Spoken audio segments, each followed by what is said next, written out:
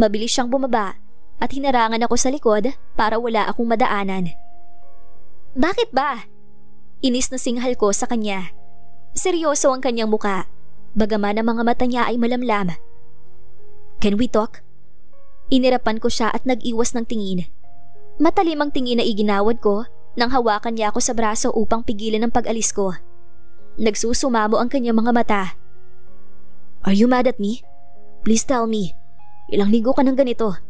I just want to know. He said softly. Pinatigas ko ang aking muka. Pinakita ko sa kanya kung ano ang nararamdaman ko ngayon. Gusto niyang malaman, di ba? Pwes, tanggapin niya ang mga salita na ibabato ko sa kanya. Alam mo kung bakit ako ganito? Kung bakit sobra ang galit ko sa iyo? Kasi pinaniwala mo ko na peke ang kasal natin. Umawang ang kanyang labi at dahan-dahan na dumausdos ang kanyang kamay sa braso ko hanggang sa tuluyan na siyang napabitaw. Tinulungan kita kasi yun ang sinabi mo. Yun ang pinangako mo. Pero bakit ganito? Tapos hindi mo pa sinabi sa akin kaagad? Hinintay mo pa na sa iba ko malaman? Bakit mo yun ginawa, Diego? Galit na galit ako sa iyo. Mariing saad ko. Kumikibot ang kanyang labi. Hindi mahagilap ang tamang sasabihin sa akin. Naglulumikot ang mga mata. Ang kanyang mga kamay, nanginginig kung aabutin niya ba ako o hindi. Audrey, I explain. Please hear me out. Dismayado akong umiling. No. Pigil ko kaagad. Pasensya na, pero hindi ko pa kayang pakinggan ngayon ang sasabihin mo. Galit ako. Saka na lang tayo mag-usap. Baka may masabi pa akong hindi maganda sa'yo kung magpupumilit ka. As much as I could, ayaw kong magbitiw ng masakit na salita kay Diego. Sa ngayon, ayaw ko pang pakinggan ang paliwanag niya.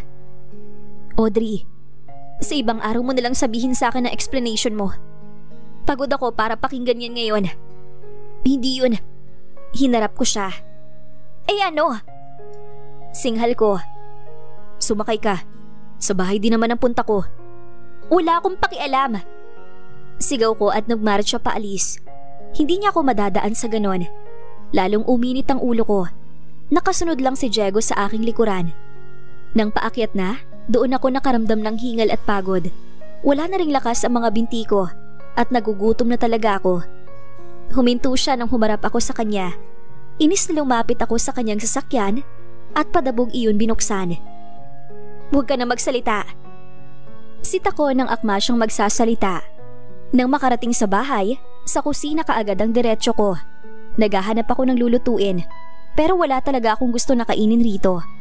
Mabilis akong lumingon nang may maamoy ako. Sa bitbit ni Diego kaagad dumiretso ang tingin ko. Ang bango niyon at natatakam ako. Hanggang sa ipatong niya sa mesa, nakasunod ang tingin ko. Binili kita ng lasagna. Talaga? Nangislap sa tuwa ang mga mata ko, ngunit kaagad rin nawala nang ma-realize ko na napasobra ako sa pag-react dahil lang binilhan niya ako ng pagkain. Nagpipigil siya ng ngiti na kinuha iyon sa loob ng paper bag at inabot sa akin. This is for you. 2 sanang bibilhin ko at isa para sa anak mo. Kaya lang, wala akong permiso galing siyo na pwede ko na siyang makita. Kaya isa lang ang binili ko. Bigla akong nakaramdam ng konsensya. He always think my son, our son. Pero wala siyang malay na pamilya niya yon. Gusto ko na yun sabihin sa kanya pero tuto lang isip ko. Gusto ko kasi na matandaan niya ako. Nasabihin niya sa akin na siya yung lalaki na nakausap ko sa resto bar na nagpanggap na bading. Alanganin akong ngumiti sa kanya. Salamat. Kumain ka na, maliligo lang ako. Nang makaalis si Diego, kinain ko kaagad ang lasagna. Gutom na gutom ako. Nagsalubong ang kilay ko nang tumunog ang cellphone ni Diego. Naiwan niya ba to o sadyang iniwan? Dinampot ko iyon at sinagot. Kakauwi lang ng tao tapos tatawag ka kaagad? Ni hindi pa nga nakaligo yun na mismo na? Bakit hindi mo sinulit ang isang gabi na pagsasama nyo? Nang sa ganon, mabawasan naman ng konti ang pagkamis mo sa asawa ko. Diretsang sabi ko. Anong pakialam mong babae ka? Galit na singhal ni Danica sa kabilang linya. Wala kang karapatan na pagsabihan ako at mas lalong wala kang karapatan kung ano ang gagawin ko. May atraso ka pa sa akin. Wow! Ako pa talaga ngayon ang may atraso sa'yo? Sino bang masama sa ating dalawa na nandamay pa ng inosenteng bata para lang sa isang lalaki na hindi mo makuha? Mariing wika ko at pinatay ang tawag. Nawala na ako ng ganang kumain dahil sa babae na yon. Umakyat ako sa kwarto. Sakto ring paglabas ni Diego sa banyo. He was about to speak nang makita niyang hindi maipinta ang mukha ko, kaya tumahimik na lang siya. Hindi siya umalis. Hanggang maghapon ay dito lang siya kasama ko. Nakakainis lang dahil ayaw ko siyang makita, pero ayaw ko naman na paalisin siya. Nakahiga lang ako sa kama habang siya pasulyap-sulyap sa akin habang nagbabasa ng sandamakmak na papeles. Nang madilim na, nagpaalam siya na magluto ng hapunan. Hindi ko maintindihan ng sarili ko. Ilang araw na akong ganito. Tamad kumilos at gusto ko lang humiga buong maghapon. Kahit ang kumain, ikinatamad ko pa. Kung hindi ko pa maamoy ang ulam, hindi kakalamang sikmura ko. Bumangon ako mula sa pagkakahiga nang pumasok siya. Bitbit nito ang hapunan namin. Chicken curry, vegetable salad at pritong diles na may suka na sausawan. Bigla akong natakam. How would he know na ito ang ulam na gusto ko ngayon? Hindi na ako makapagpigil na hindi iyon matikman. Kumuha lang siya ng ekstra na upuan, tapos pagbalik niya, kumain na ako. Nang magtagpo ang tingin namin, nginitian niya ako at kumain na rin. Wala kaming imik. Ako lang palang walang imik. Nagtatanong siya, pero hindi ko sinasagot. Kinakausap niya ako, pero tikom ang bibig ko. Hanggang sa matapos akong kumain, tahimik lamang ako. Ang bastos ko sa part na basta ko lang siyang tinalikuran nang matapos akong kumain. Naglinis ako ng katawan dahil nakaramdam na ako ng antok. Siguro dahil busog na ako. Bago ako tuluyang makatulog, narinig ko ang boses ni Diego. Hindi ka pa nga nakainom ng gatas, tulog ka na? Kinabukasan, tinanghali ako ng gising. Ayaw ko pa sanang bumangon, kasi yung cellphone ko hindi matigil sa pag-ring. Hello, inay? Inaantok na wika ko na nakapikit pa ang aking mga mata. Audrey, tinangka ulit na kunin ang anak mo. Mabuti na lang at may lalaki na tumulong sa amin. Diyos ko, hindi na yata ligtas ang anak mo dito. Parang nabuhusan ako ng malamig na tubig at biglang nawala ang antok ko sa balita ni inay. Nay, kung sino man ang tumulong sa inyo ngayon, dyan muna kayo sa kanya. Tatawag ako ulit. Nagmadali na pumunta ako sa Casa de Silva. Parang magwawala ako sa sobrang galit ko sa babae na yon. Sino pa bang gagawa niyon sa anak ko, kundi siya lang. She's with Diego. Nakaangkla siya sa braso ni Diego at gustong gusto naman ng asawa ko. Ngumingiti pa. Danica! Galit na sigaw ko sa pangalan niya. Pareho silang nagtaka na nilingon ako. Napahawak si Danica sa kanyang pisngi nang sampalin ko siya. Sa lakas ng pagkakasampal ko, namanhid ang kamay ko. Si Diego naman sa kanyang tabi ay nanlaki ang mga mata na natigilan sa ginawa ko. What did I do para sampalin mo ko? Mangiyak-ngiyak na wika ni Danica, hawak pa rin ang pisngi. Ito ba ang asawa na ipinagmamalaki mo, Diego? Bigla-bigla na lang nanakit? Isa na ngang kahiya ng pagiging mahina at walang alam niya. Tapos, ngumisi ako. Oo, mahina ako. Inosente. Walang alam. Pero hindi ako bingi.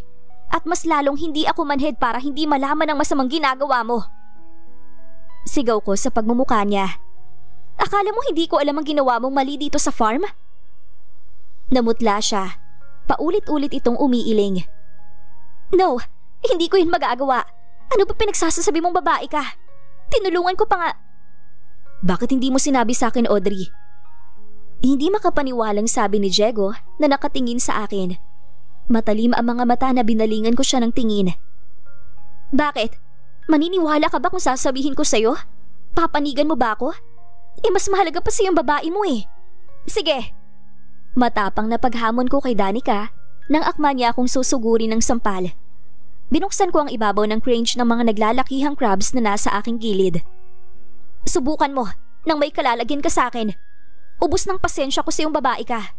Tapos na ako sa kasamaan ng ugali mo. Pero wag na wag mong idadamay ang anak ko dito. Nakadalawa ka na. Nanggigigil sa galit na sigaw ko sa kanya. Hindi niya makuha si Diego sa pakiusap at pagbabanta na paraan laban sa akin. Kaya ang buhay ko ang una niyang pinunteriya. At ngayon, Sa ikalawang pagkakataon, dinamay na naman niya ang anak ko na walang kasalanan. Nakadalawa ka na sa anak ko, Danica. Yung bata na walang kamuwang-muwang, dinamay mo sa galit mo sa akin. Ibang kayata eh. Wala naman akong ginagawa sa'yo. Kung tutuusin, ikaw nga tong may maraming atraso sa akin. Ako dapat ang may karapatan na magalit sa'yo. Pero binaliktad mo ako at magdadrama ka kay Diego? Iyang mga galos at kalmot mo sa katawan, ni isa, wala akong bakas dyan.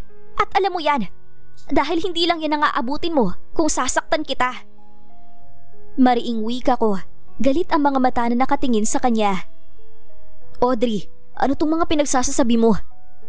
Puno ng pagtataka ng wika ni Diego. Hindi na ako nag-abala na balingan siya ng tingin dahil naiiyak ako. I'm scared of her, Diego. Ilayong mo ko sa kanya. Nanginginig na wika ni Danica. Nagtago sa likod ni Diego, ngunit hindi man lang siya pinansin ng lalaki. Dapat ka talagang matakot sa akin, Danica. Kung akala mo hindi ako lalaban, nagkakamali ka. Tumingin ako kay Diego na puno ng hinanakit ang mga mata. Tanungin mo ang hibang mong babae, Diego. Huwag mo kong tawagin ganyan, Audrey. Hindi ko inaalis ang aking tingin kay Diego. I can't hold my emotions anymore. Sobra na ako nasaktan sa mga nadiskubre ko at sa mga ipinaparamdam niya sa akin. Matagal mo nang alam na legal ang kasal natin, pero hindi man lang sumagi sa isip mo na sabihin yun sa akin. Kung ano ang plano mo, kung ano ang setup, kung ano ang gagawin ko, hindi mo man lang iniisip kung anong nararamdaman ko tungkol dito? His facial expression softened. Malamlam ang mga mata na nakatitig sa akin. And I hate it. Kasi nakikita ko sa kanyang anak ko kapag nagaganyan siya. Ngunit, mahalaga ba yun sa ngayon? For once, gusto kong ilabas ang hinanakit ko sa kanya. Hindi na ako magtataka kung mas pinili mo magkaroon ng babae kesa ang hiwalayan ako. Kasi nananalaytay dyan sa dugo mo ang dugo ng tatay mo na magkaroon ng ibang babae. Na mas piliin na saktan ng taong nagmamahal sa inyo para lang sa mga babae nyo. Hindi napigilan na wika ko. Umawang ang kanyang labi. Akma niya akong lalapitan nang pigilan siya ni Danica. May expression hardened. Hinahamon sa pamamagitan ng tingin si Danica na nanggagalaiti sa galit. Akala niyo hindi ko alam? Akala niyo hindi ko malalaman? Kasi gano'n naman talagang magkababata. Sweet, caring, overprotective. Wala naman akong pakialam doon. Wala akong pakialam. Not until that woman threatened me. Until your mother still hurting me and threatening my life kung hindi kita hihiwalayan. Tumigil ka sa kasinungalingan mo, Audrey. Matalim ang tingin na binalingan ko si Danica. Ako pa ngayon ang sinungaling? Ako pa talaga, Danica? Bakit hindi mo sabihin kay Diego ang katotohanan? Hindi mo kaya? Kasi takot ka? Giit ko sa kanya. Huwag ka makinig sa kanya, Diego. Huwag ka maniwala sa kanya. Wala akong sinabi na maniwala siya. Ang akin lang, gusto kong marinig niya ang lahat. At yung tungkol dito sa farm, bakit hindi mo sabihin sa kanyang totoo, Danica? Kung bakit maraming aberya at nagkagulo simula nang dumating ka dito. Let's go, Diego. Nagsasayang lang tayo ng oras. Binayaran mo si Manang Leti at ang ibang tauhan dito, di ba?